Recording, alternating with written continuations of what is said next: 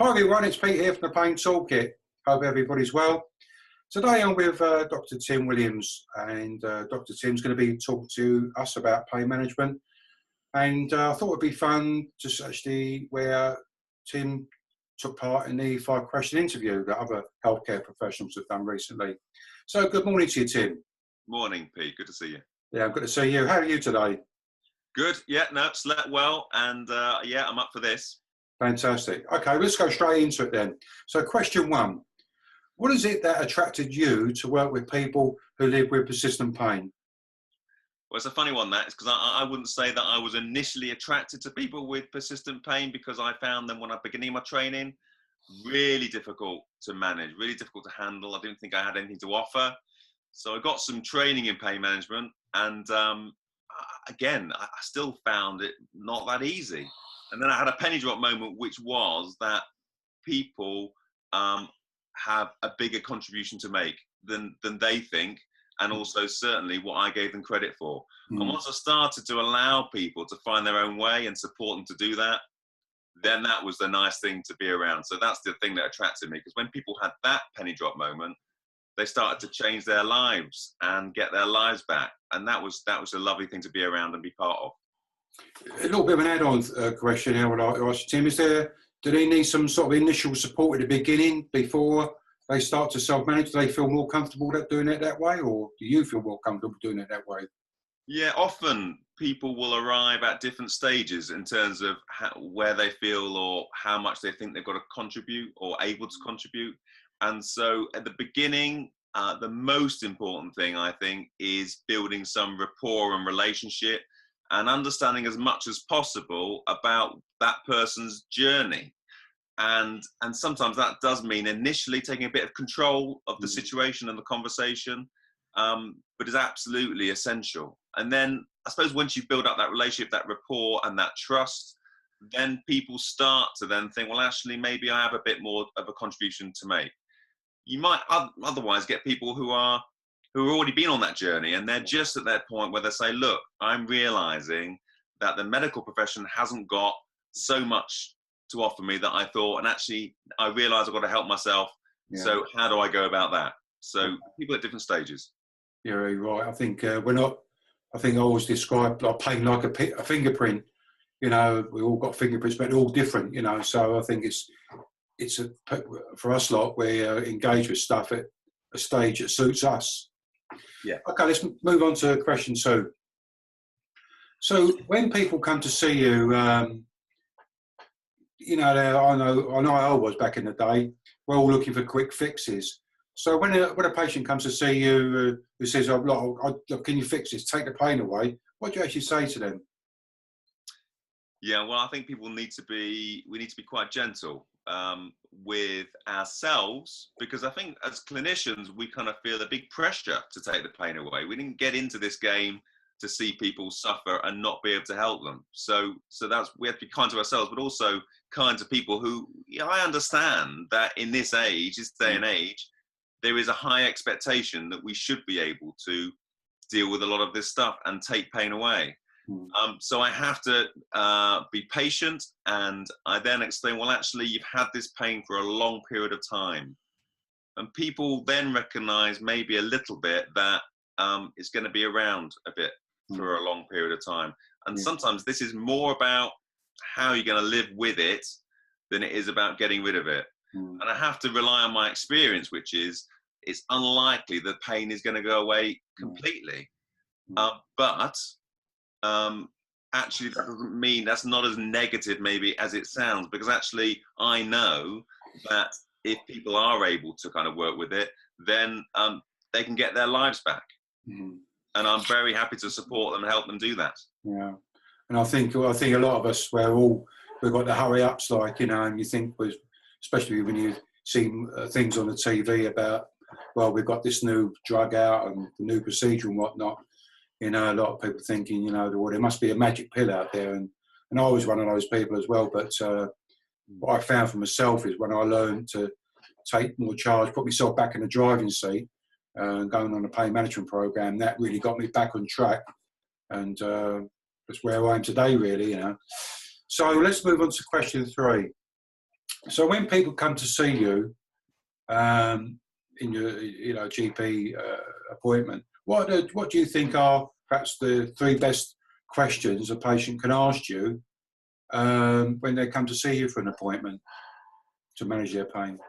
Yeah, I'll get onto the 3 questions, but I think that the biggest thing for me is the mindset. It's for them to understand and have the mindset that they've got a contribution to make, and probably the most important contribution to make. So I think if people come into that consultation with that mindset, then that's the most important thing. And I suppose with that mindset, the 3 questions might be, what can I do to help myself? So that'd be great, wouldn't it? If people come saying, what can I do to help myself, doctor? And I'll say, well, there's this and there's this and there's this, and these are the bits that I can help you with. And the next question might be, and where else can I get additional support? A lovely question, because I know there's lots of resources out there to help people and support people, and build up that network of support. And this is a question that does come up occasionally, and it kind of really lifts my spirits. And it's I'm taking all this medication, doctor. It doesn't seem to be doing that much. Is there any that we can get rid of? Yeah. That's a lovely. I'd love to hear that more often. I do hear it, and actually, what I experience is that when people do start reducing some of the medication, they just come back quite different people. They're more full of life. They're buoyant. The pain's probably about the same as it always was, but they just feel better. Yeah. So I love to hear that question too. Yeah, as you said there, reminded me one time when I went to see the local GP, and I think my arthritis had gone a bit bonkers, and I just went down to just find out what was going on. Woke up one morning, I found my hand was looked like a bit like a claw, really. Yeah. And he said to me, "Oh, so." He said, oh, "Okay." I said, "Yeah, but what can I do to help myself?" And he fell back in his seat. He went, "What?" So I think it's not one of those questions that a GP will get asked on a regular basis. Okay, good stuff. So let's move on to we're really smoking here. So let's have a go. Do you think, question 4, do you think using social media like Twitter, Facebook, and all the other stuff that's out there, and apps, do you think they could be useful for promoting a pain management message?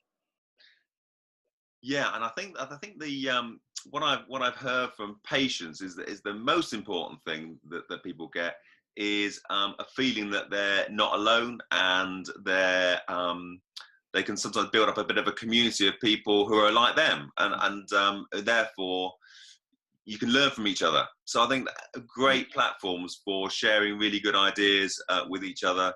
And I now know that it will be the people themselves that will have the best ideas, and therefore if we can provide some sort of way that people can interact with each other, then that will be ideal. Yeah, I'll go along with that, and I know we're both on Facebook and Twitter, and I know from my experience, I mean, I learn so much via social media regarding.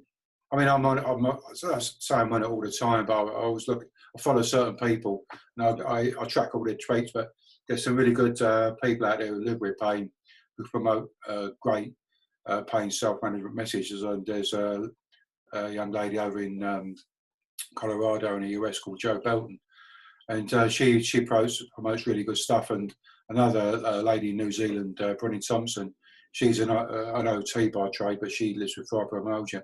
But they're always promoting good self-management information, and also healthcare professionals do the same thing as well. So for me, I think it's a really good platform to learn. Yeah, I agree. So let's go on to the last question then. So how do you see the future of pain management for both you and the people that you see living with persistent pain? Where do you see the future for pain management?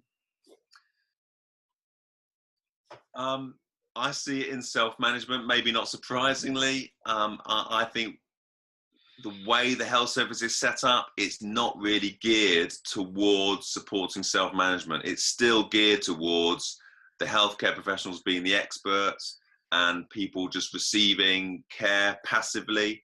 And I just don't think that's desirable. I don't think that's what we want to be doing. It's not what I've got into it for. As it turns out, it's just totally not sustainable anyway. We can't afford to kind of keep doing that stuff. But it's the right thing to do, that people, as much as possible, are able to look after themselves. So what I'd love to see more of is peer support, and maybe with a little bit of education stuff in there for those people who need it. But you know, we probably need to be a bit clever about it, because getting kind of people to kind of get bums on seats in a particular place, that may be in the past now. So using much of our technology as much as we can to kind of link people up, whether that's people who are kind of doing a bit of education, or whether that's peer support, and I suppose coaching. You know, if we can get people and peer coaches, ideally, to coach people and coach each other about how they can self-manage better. That's where I see the future. Tim, I know you do coaching yourself for, you know, other GPs and other healthcare professionals. Just briefly, how do you think that's helping others out? Part of it is about giving people the opportunity to think things through for themselves. That's what I would say is the premise of a lot of the coaching that I encourage people to do. And sometimes we think as healthcare professionals, it's just quicker to tell people what to do. Yeah. And I remember you saying many years ago, do you know, Tim, while you keep looking into your bag and bringing out new stuff, people will keep visiting you to find out what's in the bag. Yeah. And what I want to do in a kind of a coaching relationship with patients and with colleagues and stuff is really get people to look in their own bag first and go, well, what's there? Yeah. Because actually, ultimately, that's what we want. Exactly. Yeah.